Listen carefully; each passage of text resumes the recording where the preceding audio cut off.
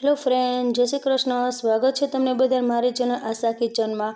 ટમેટાની ચટણીનું નામ સાંભળીએ એટલે બધાના જ મોઢામાં પાણી આવી જતું હોય છે, બધાની પ્રિય હોય છે. મારા ઘરમાં તો આ ચટણી વારંવાર બનતી હોય છે. ઇન્સ્ટન્ટલી ટમેટાની ચટણી તો બનાવતા જ હોય છે અને ખાતા જ હોય છે, પણ ક્યાંક ટ્રાવેલિંગમાં ચટપટી ટમેટાની ચટણી લઈ જવી હોય તો તમે અગાઉથી બનાવીને સ્ટોર પણ કરી શકો છો, અથવા તો તમે ટમેટાની ચટણીને વારંવાર બનાવી ન હોય તો તમે આ ટમેટાની ચટણી બનાવી સ્ટોર પણ કરી શકો છો. અને જો પ્રિઝર્વેટિવ ઉમેરીને આ ચટણી કરતા હો તો તમે તેને 6 મહિના સુધી સ્ટોર પણ કરી શકો છો. તો ચાલો એકદમ ચટપટી તીખી ટમેટાની ચટણી બનાવવાનું શરૂ કરીએ. તેને માટે મેં 6 કિલો જેટલા ટમેટાં લીધા છે. ટમેટાં છે એકદમ આવા લાલ ટમેટાં લેવાના છે, તેનાથી ચટણી આપણે સરસ એવી બને છે. હવે છે તે ટમેટાને છે તે આપણે પાણી નાખીને ટમેટાને સરસ એવા સાફ કરી લેવાના છે. તેમાં કોઈ ધૂળ કે કચરો હોય તો તે નીકળી જાય. તેને આવી રીતે હાથની મસળીથી સરસ રીતે સાફ કરી લેવાના છે. મેં બધા ટમેટાને સરસ રીતે સાફ કરી લીધા છે. ગેસ ચાલુ કરીને એક પેન લઈ લીધું છે, તેમાં મેં પાણી એડ કરી દીધું છે. હવે આ ટમેટાને છે તે આપણે બાફવાના છે. ટમેટા બાફીને આપણે આ ચટણી બનાવીશું, જેથી આપણી ચટણી છે લાંબા સમય સુધી સારી રહે. જો તમે ઈચ્છો તો કાચા ટમેટાને કટકા કરીને પણ ચટણી બનાવી શકો છો. તેને ઢાંકણ ઢાંકી દેશું, 10 મિનિટ સુધી તેને બાફવા દેશું. ઢાંકણ ખોલી દઈશું. ટમેટા તમે જોઈ શકો છો સરસ એવા આપણે બફાઈ ગયા છે અને છાલ છે તેની અલગ થઈ ગઈ છે. બધા ટમેટા સરસ એવા બફાઈ ગયા છે. હવે તેને આપણે ટમેટાને છે તે આપણે બહાર કાઢી લેશું પ્લેટમાં. ટમેટાને છે ઝારાની મદદથી આપણે બહાર કાઢી લેશું. અને બધા ટમેટા સરસ એવા બફાઈ પણ ગયા છે. હવે છે તેને મેં એક બાઉલમાં બધા ટમેટા છે તે કાઢી લીધા છે. હવે આ ટમેટાને છે તે આપણે છાલ છે તે હટાવી લેશું, અને આરામથી છે તમે છાલ પણ જો હટાવી શકો છો, કેમ કે આપણે ટમેટા સરસ એવા બફાઈ ગયા છે. બધા ટમેટાની છે તે છાલ હટાવી લેવાની છે. અને જો મારો વિડીયો તમને થોડો પણ પસંદ આવ્યો તો વિડીયોને લાઇક કરજો, શેર કરજો, અને ચેનલ પર ન હોય તો ચેનલને સબસ્ક્રાઈબ કરવાનું ભૂલતા નહીં. હવે આ ટમેટાને છે જે આપણે આગળનો ભાગ હોય છે આખો, તે ભાગ છે તે આપણે કાઢી નાખવાનો હોય છે. બધા ટમેટામાં છે તેવી જ રીતે હું બધા આખનો ભાગ છે તે કાઢી લઉં છું. અને તમે જોઈ શકો છો બધા ટમેટા સરસ રીતે થઈ ગયા છે. હવે છે આ ટમેટાને છે મેં મેસર લીધું છે. મેસરની મદદથી સરસ રીતે આપણે મેશ કરી લેશું. અને જો તમે મેસરમાં ના કરવા હોય તો તમે મિક્સર જારમાં પણ આ ટમેટાને મેશ કરી શકો છો. જો સરસ રીતે મેસરની મદદથી મેશ કરશું, સરસ એવા મેશ થઈ જશે. અને જો તમે એકવાર આવી રીતે મારી રીતે તમે ચટણી બનાવજો, એકદમ સરસ એવી ટેસ્ટી બનીને ચટણી તૈયાર થાય છે. અને તમે જોઈ શકો છો ટમેટા સરસ રીતે મેશ થઈ ગયા છે. હવે છે તેને આપણે આનો વઘાર કરવાનો છે. હવે તેની માટે મેં ગેસ ચાલુ કરી લીધો છે અને એક પેન લીધું છે. હવે આ પેનમાં છે આપણે તેલ લેશું, અને તેલનું પ્રમાણ છે આ ચટણીમાં વધારે રાખવાનું છે, કેમ કે આપણે આ ચટણીને સ્ટોર પણ કરવાના છીએ. એટલે 3 ચમચા જેટલું મેં તેલ લીધું છે.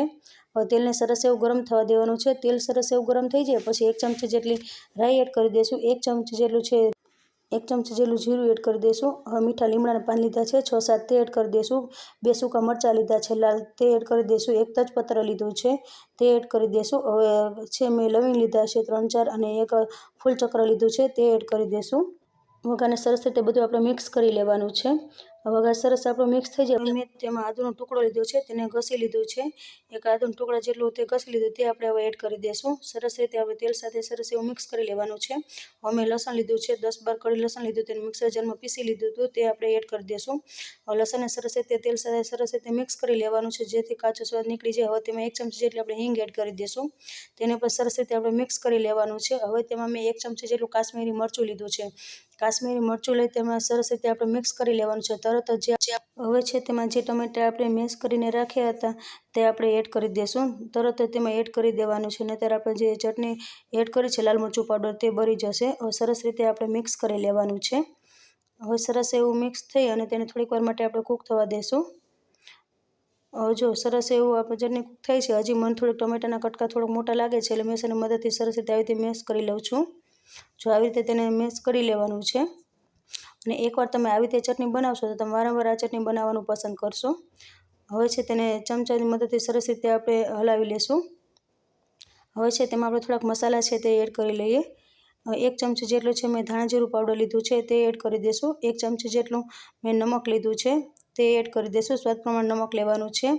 અને તેમાં અડધી ચમચીથી ઓછું સંચર પાવડર લીધું છે. સંચર પાવડરનો ટેસ્ટ બહુ સરસ એવો આવે છે. જો તમારી પાસે અવેલેબલ હોય તો તમે જરૂરથી એડ કરજો, એકદમ ટેસ્ટ સરસ એવો આવે છે. સરસ રીતે આપણે બધા મસાલા સાથે મિક્સ કરી લેવાનું છે. હજી તેને આપણે 1 મિનિટ સુધી તેને આપણે કૂક થવા દેવાનું છે. અને આ ચટણીને તમે બનાવીને સ્ટોર પણ કરી શકો છો. તમે મુસાફરીમાં જતા હોય તો આ અગાઉથી બનાવેલી ચટણી તમે લઈ જઈ શકો છો. અને આ ચટણી એકદમ સુપર ટેસ્ટી એવી બની તૈયાર થાય છે. હજી મને આ ચટણીમાં તેલ થોડુંક ઓછું લાગે છે એટલે હું પાછું 2 ચમચી જેટલું તેલ એડ કરી દઉં છું. સરસ રીતે આપણે મિક્સ કરી લેવાનું છે. હવે તેને આપણે ઢાંકણ ઢાંકી 2 મિનિટ સુધી તેને આપણે કૂક થવા દેશું. હવે જે આપણે ઢાંકણ છે તે આપણે ખોલી લેશું અને તમે જોઈ શકો છો ચટણીનો કલર પણ એકદમ લાલ એવો આવ્યો છે. સરસ રીતે આપણે મિક્સ કરી લેવાનું છે. અને આ ચટણી તમે થેપલા સાથે ખાશો પણ એકદમ સરસ એવી ટેસ્ટી લાગે છે. ભાખરી સાથે પણ બહુ મજા આવે છે. અને જો તેલ પણ આપણે સાઈડમાંથી છૂટું પડવા લાગ્યું છે. હવે તેને સરસ રીતે પાછી આપણે મિક્સ કરી લઈશું. જો સરસ એવું મિક્સ થઈ જાય અને ચટણી થોડીક એવી કૂક પણ થઈ ગઈ છે. હવે તેમાં આપણે છે તે 2 ચમચી જેટલી હું ખાંડ એડ કરું છું. ખાંડની જગ્યાએ તમે ગોળ પણ એડ કરી શકો છો અથવા તો મિશ્રી પણ એડ કરી શકો છો કાં સાકર પણ એડ કરી શકો છો. હવે સરસ રીતે બધું મિક્સ કરી લેવાનું છે. હવે તમને નજીકથી પણ બતાવી દો, જો ચટણી કેવી એકદમ આપણે સરસ એવી લાગે છે, એકદમ ચટાકેદાર લાગે છે. જોતાં જ મોઢામાં પાણી આવી જાય તેવી આપણી ચટણી છે તે બની છે. સાઈડમાંથી જો તેલ પણ છૂટું પડવા લાગ્યું છે. આ ચટણીમાંથી જો સાઈડમાંથી તેલ પણ છૂટું પડવા લાગ્યું છે. હવે તેને સરસ રીતે આપણે મિક્સ કરી લેશું. એકવાર તમે મારી રીતે આ રીતે ચટણી બનાવી જુઓ તો બહુ સરસ એવી ટેસ્ટી ચટણી બનીને તૈયાર થાય છે. જો સરસ એવું મિક્સ થઈ ગયું છે અને સાઈડમાંથી તેલ પણ છૂટું પડવા લાગ્યું છે. હવે આ ચટણીને છે તે આપણે સ્ટોર કરવાના છે. એટલે હવે તેમાં છેલ્લે છે 1 ચમચી જેટલો ગરમ મસાલો એડ કર્યો છે અને એક મોટો લીંબુનો રસ છે તે એડ કર્યો છે. અને લીંબુનો રસ એડ કરવા ટાઈમે તમારે ગેસ છે તે બંધ કરી દેવાનું છે. જો ગેસ ચાલુ હશે અને તમે લીંબુનો રસ એડ કરશો તો આપણે ચટણીમાં છે થોડો કડવો એવો સ્વાદ આવશે. હવે ચટણી સરસ એવી બની ગઈ છે. તેમાં છેલ્લે આપણે લીલા ધાણા છે તે એડ કરી દઈશું. ચટણીને સરસ રીતે આપણે મિક્સ કરી લેવાની છે. ચટણી એવી સરસ કૂક થઈ ગઈ છે. જો તમને બતાવી દઉં, જો ચટણી આપણી કેવી સરસ એવી બની છે. કલર પણ એકદમ સરસ એવો લાલ આવે છે. જોતાં જ ખાવાનું મન થઈ જાય તેવી આપણી ચટણી બનીને તૈયાર થઈ ગઈ છે. અને આ ચટણી છે તમે થેપલા સાથે, રોટલી સાથે, ભાખરી સાથે, ભાત સાથે બધા સાથે ખાશો એકદમ સરસ એવી ટેસ્ટી બની તૈયાર થાય છે. હવે તેમાં આપણે સર્વિંગ બાઉલમાં લઈ લઈશું. સર્વિંગ બાઉલમાં લઈ લીધી છે અને આ ચટણી એકદમ સરસ એવી ટેસ્ટી બનીને તૈયાર થાય છે. એકવાર તમે જરૂરથી ટ્રાય કરજો. એકદમ સુપર ટેસ્ટી એવી ચટણી બનીને તૈયાર થાય છે. અને આ ચટણીને તમારે સ્ટોર કરવી હોય કાચની બરણીમાં તો કાચની બરણી સરસ રીતે સાફ કરીને પછી તેમાં ભરવાની છે. તો તૈયાર છે હવે ટમેટાની ચટણી. આ રેસીપી બસ આટલું. ફરી મળશું નવી રેસીપી સાથે. ત્યાં સુધી જય શ્રી કૃષ્ણ બધાને. Thanks for watching.